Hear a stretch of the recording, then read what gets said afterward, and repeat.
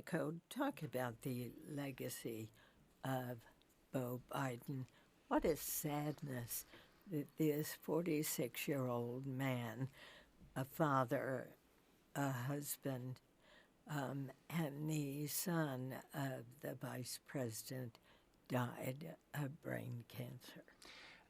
This is a very difficult story as journalists, we're trained to sort of step out from stories and not feel too much of a connection because you have to cover something in a neutral way. But I think this is the kind of story that most people across any part of the spectrum, you feel for him. I mean, because you connect to this. I mean, I have a couple of connections. One, that I'm a University of Delaware graduate, and the Bidens are one of the, kind of royalty families in the state. And I think when you see what Beau Biden could have been, and as a father of two small kids, and you think about what Joe Biden has been through, given that Beau had survived the car accident that killed Vice President Biden's wife and younger daughter, and how he made that decision to stay at his son's bedside and was sworn in at his son's bedside and raises him.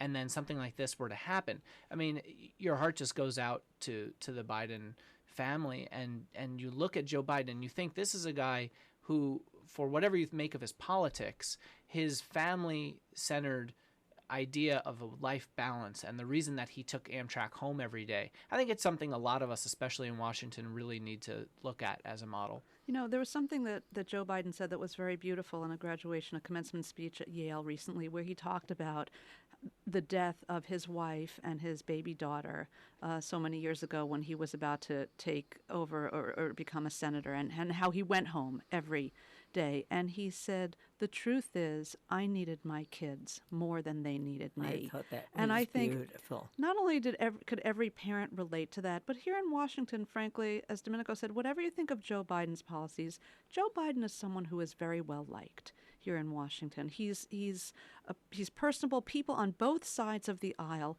like him, and that is one reason, apart from this tragedy, the earlier tragedy of the loss of his wife and baby, now the loss of his son, that people really are grieving for him, and it's a nonpartisan grief, or bipartisan. Yeah, I think to be predeceased by one child is grief enough for a lifetime, and for it to happen to the vice president twice is just miserable. And of course, everyone feels so sorry for him.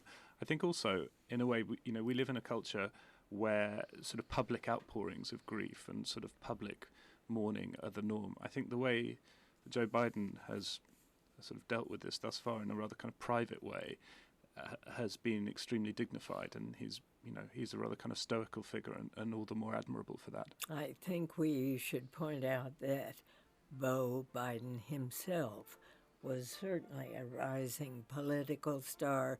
He had served as Delaware's Attorney General for 8 years, with the expectations that he might run for governor. Our sympathies, our condolences to the Biden family.